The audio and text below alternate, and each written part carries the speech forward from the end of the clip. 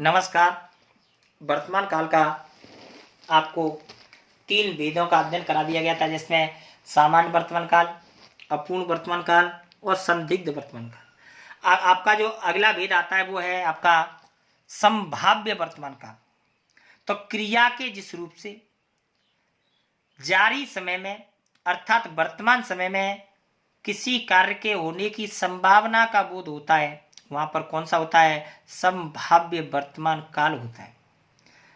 अब आप अंतर देखें तो जहां पर किसी कार्य के होने या न होने की संदेह बना रहे तो वहां पर संदिग्ध वर्तमान काल, और जहां पर किसी कार्य के होने या न होने का आपको जो है संभावना की जाती है कि शायद हो गया होगा, नहीं हुआ होगा, तो जहां पर संभावना की जाए संभाव्य, संदेह बना रहे संदिग्ध। तो जो संभाव्य वर्तमान काल होता है उस काल की क्रियाओं के अंत में क्या लगा रहता है?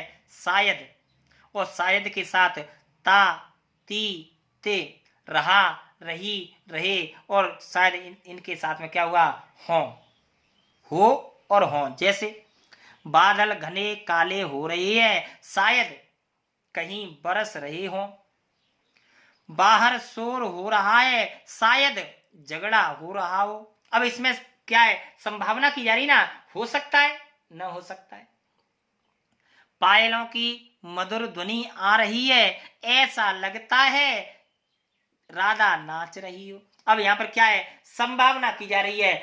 अब दोनों वाक्यों में देखें कि बच्चे खेलते होंगे, ये तो क्या है? संदेह है। अब खेला कि न खेला ये तो पता नहीं है, लेकिन जहां पर संभावना की जाती है कि शायद ऐसा हो रहा होगा, तो यहाँ पर शायद शब्द आए, और शायद शब्द के साथ में ता है, ती है, ते है, रहा है, रही है, रहे है, और वाक्य के अंत में क्या आएगा? हो। इन शब्दों का प्रयोग किया जाएगा। वहां पर कौन सा होगा? संभाव्य वर्तमान काल होगा। कौन सा होगा? संभाव्य वर्तमान काल होगा। और आपका अंतिम जो वर्तमान काल की क्रिया है वह आपकी आज्ञार्थक क्रिया। कौन सी है? आज्ञार्थक क्रिया। तो क्रिया के जिस रूप से किसी समय में, जारी समय में किसी के आदेश का बोध होता है, उन्हें आज्ञार्थक क्रिया कहते हैं। और इसकी पहचान है कि क्रिया के साथ में ए और ओ, अर्थात कि वर्तमान काल की ऐसी क्रिया जहां पर किसी को आदेश दिया जाता है या आज्ञा दी जाती है, वहां पर कौन सी क्रिया होती है? आज्ञार्थक क्रिया होती है। जैसे शिवानी तुम खाना पकाओ। अब शिवानी को आदेश दिया जा रहा है ना, था ओ।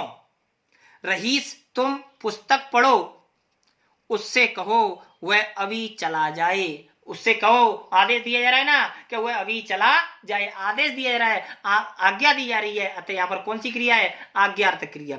तुम यहाँ आओ, तुम यहाँ पर आओ, तो तुम यहाँ आओ आदेश दिया जा रहा है। तो जब क्रिया के अंत में ए और ओ, ए और ओ अर्थात आदेश का बोध हो, वहां पर कौन सी होती है? आज्ञार्थक क्रिया होती है। इस प्रकार आपके वर्तमान काल के 5 वेद आपको यहाँ पर पूर्ण किए जाते हैं। पहला वेद है सामान्य वर्तमान काल, ता है, ती है, ते है। दूसरा है अपूर्ण वर्तमान काल, आपका रहा है, रही है, रही है। तीसरा है आपका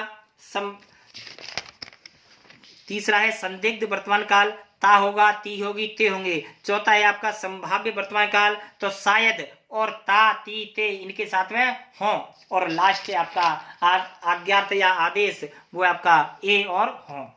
इस प्रकार आपका जो काल के आधार पर क्रियाओं के 2 वेद हैं वो यहाँ पर समाप्त होते हैं। तीसरा जो वेद भविष्य काल की, वो आपको अगले वीडियो में कराया जाएगा। तब तक के लिए नमस्कार।